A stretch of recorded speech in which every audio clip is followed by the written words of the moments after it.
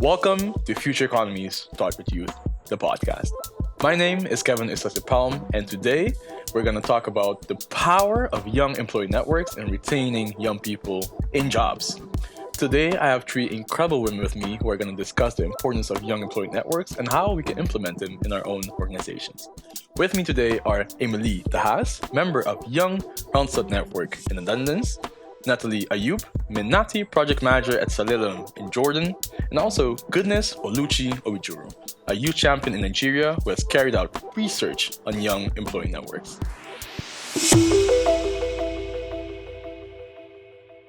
Young people want decent jobs. Jobs that are safe, jobs that are meaningful, and also jobs that are inclusive. And while many organizations strive to establish youth focused policies to meet this desire, a crucial tactic that often gets overlooked is setting up young employee networks. Employee networks create a supportive environment for employees to openly share their concerns with their peers. They network and also build a community within the organization based on experiences and also same interests. Our speakers today show that regardless of the age, size, or country of your organization, young employee networks send a clear signal to employees that the organization values their voice. It's great to have the opportunity to hear about how these networks operate in such a different context. So, goodness, I want to immediately start off with you. You have conducted research on this incredible topic. What drew you actually to this area of young employee networks? Okay, I'd like to start by saying that this research was conducted by four young people here in Nigeria. We're called the Challenge Fund for Youth Employment Youth Champions. As a young person in the early stages of my career, I understand that young people currently make up a bulk of the population of various organizations here in the country, and these numbers are not going to go down at any time. The research is in line with the Challenge Fund for Youth Employment, Youth Decent Work Journey, Uni Block 5, which is on peer network. So some implementing partners here in Nigeria requested for support in setting up youth networks here. And that is exactly what drew me into the research. So we started by finding out what peer networks were, how they function in other parts of the world, parts of the um, implementing partners, in other parts of the Challenge Fund for Youth Employment countries. And then we also spoke with young people in Kenya, in Uganda, Ethiopia.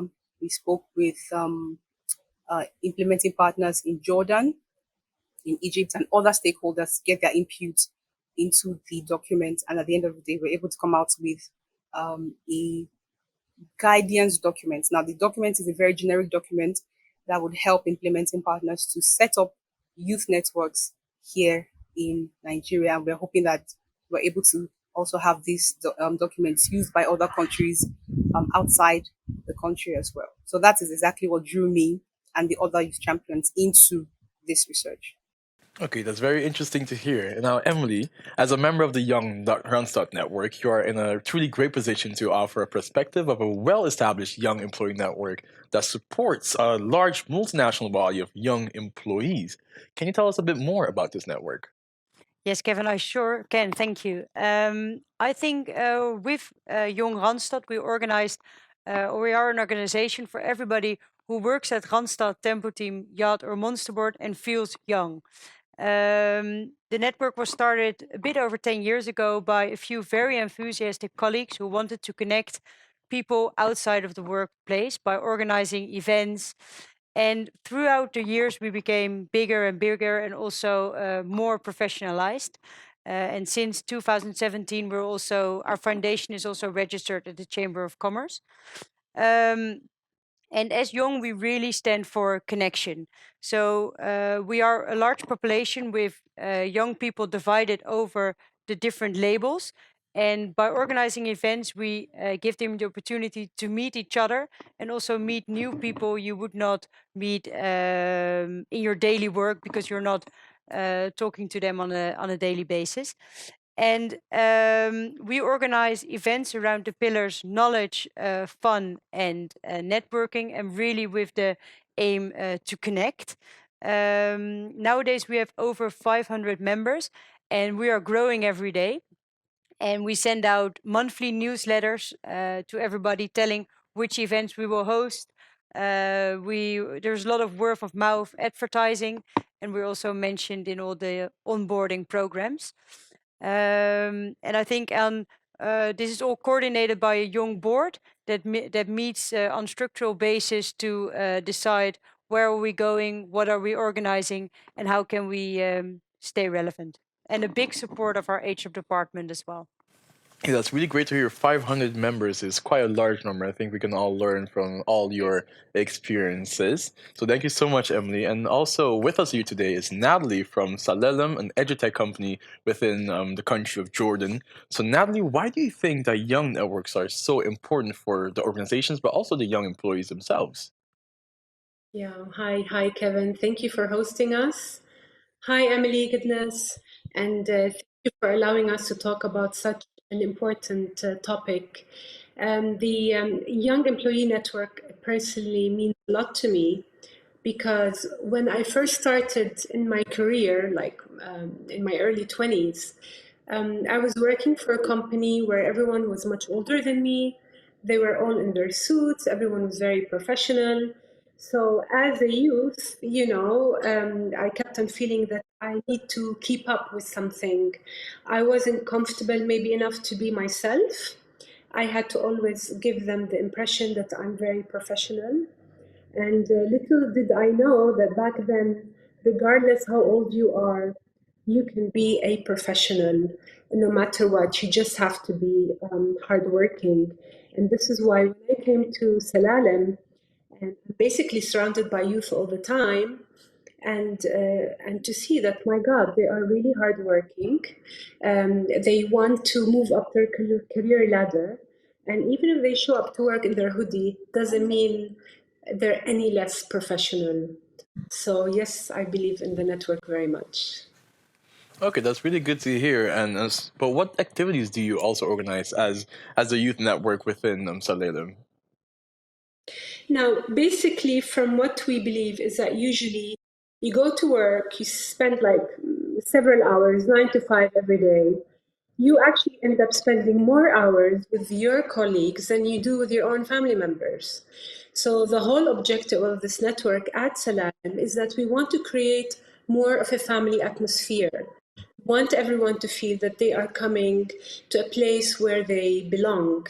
And this is why we don't want to keep the relationship between colleagues just professional. We like them to know each other more. And this is why we keep on creating different social events so that all the time, so we can enhance employee bonding and so that they can get to know each other, not just knowing the person sitting behind the desk, to get to know them better in a different setting and to talk about something that's not work related for a change.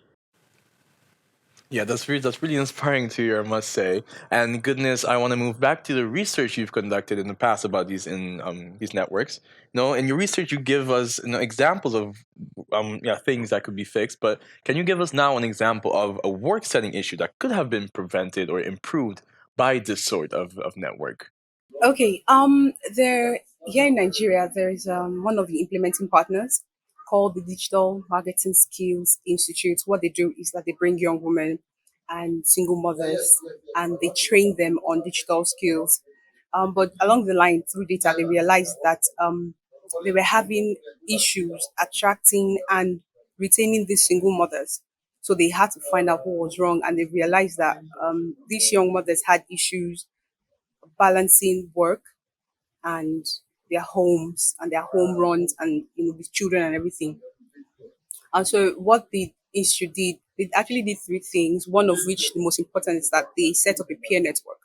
They put a group where the single mothers were able to speak to themselves, a setting where they were free about their issues, where they were able to talk about how they can combine work and family, the strategies that other women have done.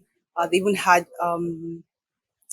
mentors, people who had gone before, clear role models, people who had gone before and done it, and they're actually thriving. So by having this space, they were able to, prevent, turnover, high rate of turnover. The women were staying longer. the environment then became very engaging and more interesting, and it made them to always want to come. Now they were able to balance, work and life even better. So I believe that having a network would have prevented this issue of attracting and retaining young single mothers, if they had it at the beginning. And there's also another implementing partner here in Nigeria called Yugo. So what Yugo do is that they actually have a group of young people that come together to talk, to relate, to share, to connect, to learn, to grow.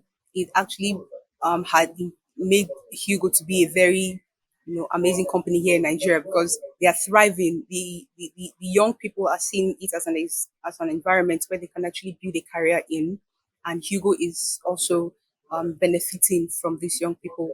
So this is an example of a work issue that could have been prevented if there was actually a group or a network where these young women will have been able to talk and share and grow.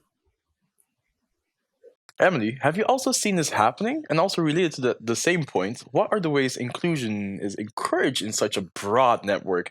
And can it really have an impact on the immediate and personal approaches for the same as Salem, for instance? Yes, something mentioned by Natalie I really recognized, and that was work should be fun and also should you make you feel at home. And throughout my young network, I got in contact with a lot of people, and therefore my work feels more at home and more comfortable. And I want to establish this for others as well. And furthermore, by knowing more people, it also helps me personally in my work, so I can easily connect throughout the company with other departments because I know people there. And also, whenever you want to explore next steps in your career, you know more parts of the organization because the people you met through Young work there. And besides that, Young provides a bigger internal network and events that are fun. It also helps our young members to develop some skills. So for every event we host, we ask 3 or 4 of our members, aside from the board we have, to help organize, which really helps them improve their organizing skills and also how to coordinate events. And we do a lot of talks that are also about teams that are inspiring for our population. So, for example, we had last year, we had a talk from somebody out of our senior management and a young professional about the program reverse mentoring they do, which was super interesting. And apart from how the young network benefits its members itself, it also benefits our HR department or HR management. We are at Randstad Group. We are all about in the end, or we are. It's all about the people, and I think therefore employee satisfaction is super important. And as young, we are fundamental to that. So I think also more and more our HR management start using us as a group that represents also the voice of the young population, and we are more and more included in topics they discuss, and they ask our opinion also proactively. So I think that's something we have established over the years, and something that makes me really proud. That aside from connecting people, making it fun, also helping them develop skills, and now also being the voice of a bigger or in the strategy of the company. So I think that's really Yeah, nice. I really like to mention that too because meaningful youth participation is something that every single organization should be striving towards. So yeah, young employee networks, of course, help in that regard. But we've spoken a lot about how organizations can benefit from young employee networks. But I want to move on now to the employees themselves, Natalie. How about the employees? How does the network enhance their own personal and professional development, Natalie? Okay, so basically, the reason why we started working on creating such a network is because for any organization whose employees are mostly youth, we were facing 2 very common challenges among youth employees. one of which was basically the high turnover of youth employees, and then the second thing, sorry, was the high absence rate. So basically, what we tried to do, the reason why we were creating those activities, trying to bond between employees, is different ways. Now, one of the ways was that because regarding the turnover, we wanted those employees to feel that they are respected, regardless um, regardless their age. We want to make sure that they feel that they belong to a family atmosphere organization, and then of course to feel that they belong to a certain organization, not just working there and getting paid. And then as for the high absence rate, we felt that it is necessary to also adapt to those employees, not just employees adapting to the company they work for. So this is why we started offering flexibility in the work hours. Of course, they have to meet a certain number of hours per week. However, there was a lot of flexibility. They can come later to work, they can stay up later in the office. And also, we offered them a combination of working either remotely or working in the office. And this has helped a lot. And also, because of our activities, we tried to make, let's say, the work atmosphere a bit more fun, where you can really bond and enjoy your time with the people you're working with. And I think this helped a lot with the high turnover. We were really able to control that. Okay, that's really interesting to hear. And we've spoken a lot about the benefits of having youth networks, etc. But I want to get a bit more practical now. I want to get to the details. So, how do youth networks actually get their financing? How do they get the finance to do the activities, build engagement, etc. Natalie, how does this work for young, for example? Um, I think because of the size and the scale of our networks and the number of participating in in the activities, we ask a small fee on a yearly basis, which is actually really small. And it's also by saying, okay, I would like to enter the network and also start joining the activities. And we host currently, I think, 1, 2, 3 events every year with a bit, oh, it's a bit more quiet in winter and a bit more busy in summer. And I think by only joining one or maybe 2 events, you will already have your fee for the year covered. And the rest is actually supported from the company because they really value that we are organizing all these various events. Um, and what I learned by organizing events is that they don't need to be expensive to be successful. So success is not at all about the money. I would actually say that most of our events that are actually free and don't cost us any money are most successful. So, for example, we organize every year. We organize lunches between, for example, our CEO and 3 young members. And this is really a moment where they can connect, share career advice, but also share feedback about how it's going within the company. And these things are for free, or organize sport events, or go cycling together, or do something to connect outside the workplace. It doesn't need to be hard or expensive to set something up. Um, I think something we do struggle with a lot is the engagement of our members and how to stay relevant and organize events that are actually considered relevant. So we ask feedback after events and also in our monthly newsletter to keep organizing those things that people have the need for and not start organizing all these kind of things that nobody feels the need of joining.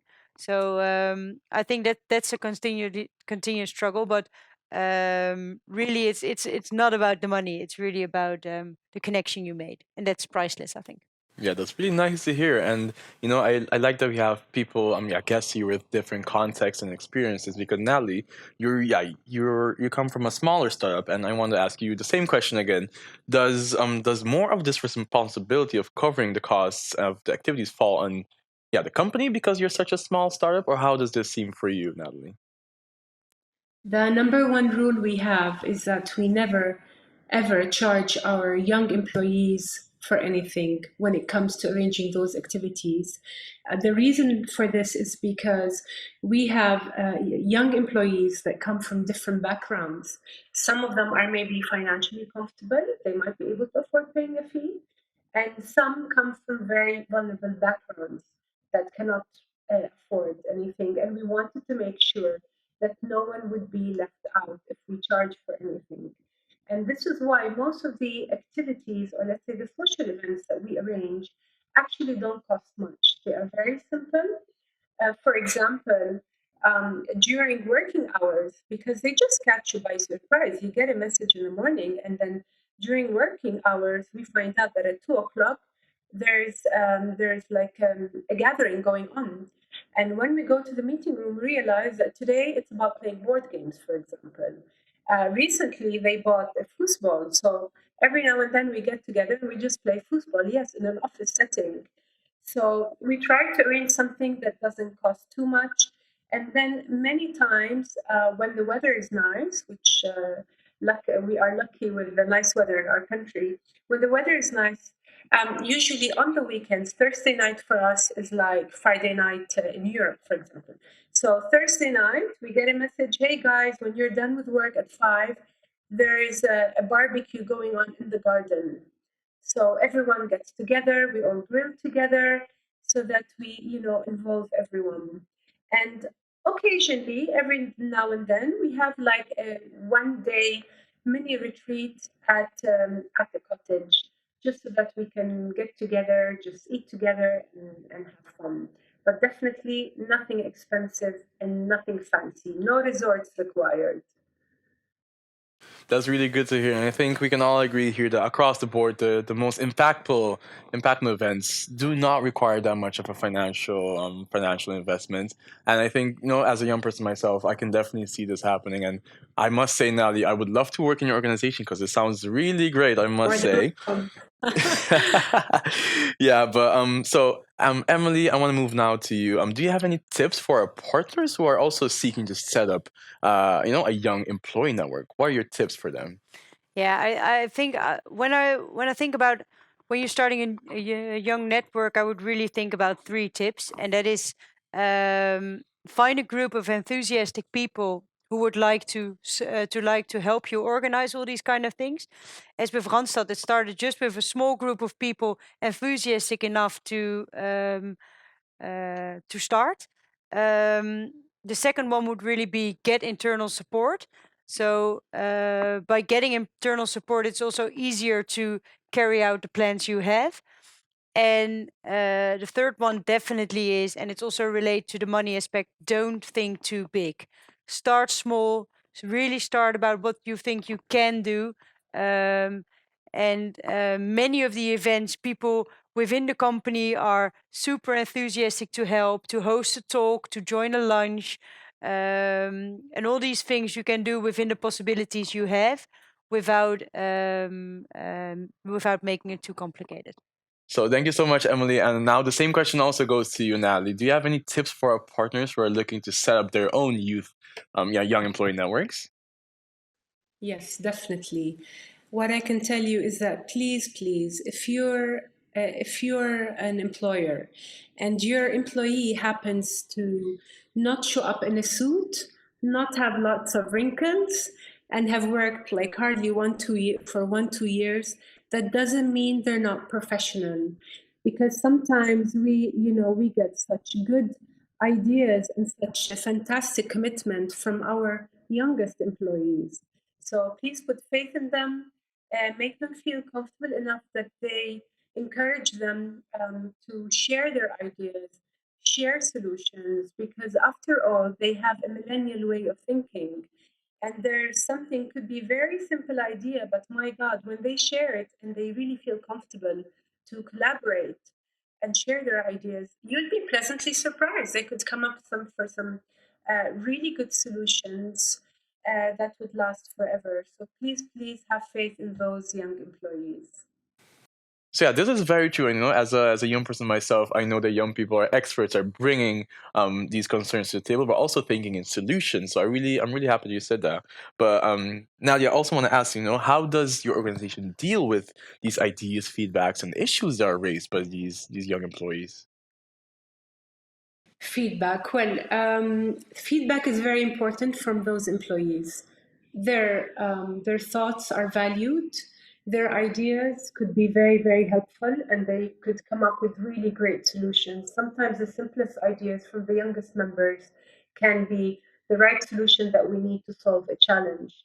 So, in terms of feedback, we continuously, in order to promote teamwork, we continuously arrange groups to get together and they just brainstorm and they share solutions when they come up, let's say, with a new project.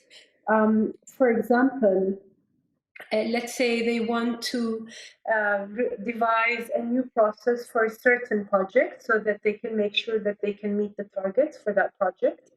And while they're brainstorming, whether they're meeting face to face or they're meeting online, basically everyone they have to come up with some ideas and some solutions on how they think this is the best way to proceed with a certain project. And then the ideas that prove to be the most successful and the most applicable, this is when they use this, it becomes like a standard procedure they use in a project, and it becomes a guideline for everyone else to follow. Because we're an edtech company, if I can give you just an example, for example, the design team, they get together, all ideas are equally respected, regardless how many years you've been working in the company or how old you are. So they decide together on a prototype. And then once a brilliant idea pops up, basically they decide on the prototype and then they all adopt the same style in order to continue building on that product. Okay, that's really good to hear, Natalie. And goodness, I want to move on back to your research that you concluded. What does your research say about this? What do young people need in order to feel comfortable and at home, and to be able to raise these potential issues and also feedback to their superiors in their organizations? From our research, one of the benefits of having a youth network is flow of communication, up and down, and also sideways. One activity we highlighted in the document was having meetings, lunch and learns, conferences with the senior executives. These spaces, these groups, makes young people comfortable enough to raise up issues with higher management staff, right? When they're able to come to a very comfortable setting, they're able to talk without, on a very informal setting, and mix it up with some fun activities. These young people feel, okay, I belong, and they feel I can actually talk to my superiors. These settings actually help build trust and loyalty. So yes, young people, we need spaces, we need a platform. They need spaces to be heard and to be a part of the process, to have the ideas considered, and see that in the projects that they carry, their ideas are being executed and they are being better versions of themselves. So, in the long run, they are able to feel comfortable enough to go talk to their senior colleagues or their superiors about any issue that they feel has come up. And also having a network, they are able to also talk to, the network has a structure. The network has a structure, so they can talk to the leaders in their network who are now able to send up their grievances up, to senior management as well. So this are the kind of spaces young people need to be able to be to comfortably raise potential issues. Okay, thank you so much, and it's quite interesting to hear that. Goodness. So, to round off this discussion, I want to say that in order to create jobs that are safe, meaningful, and inclusive, and to also ensure that young people, and especially young employees, have a safe space to thrive, grow, and also support organizational growth, we should set up more young employee networks. It gives young employees a platform to thrive, upskill, and also support this organizational growth by connecting with their peers, mentors, and of course, their leadership. Thank you for all my guests for shedding a light on this topic, and thank you for listening. This was Future Economies Start with Youth, the podcast, and we'll see you next time.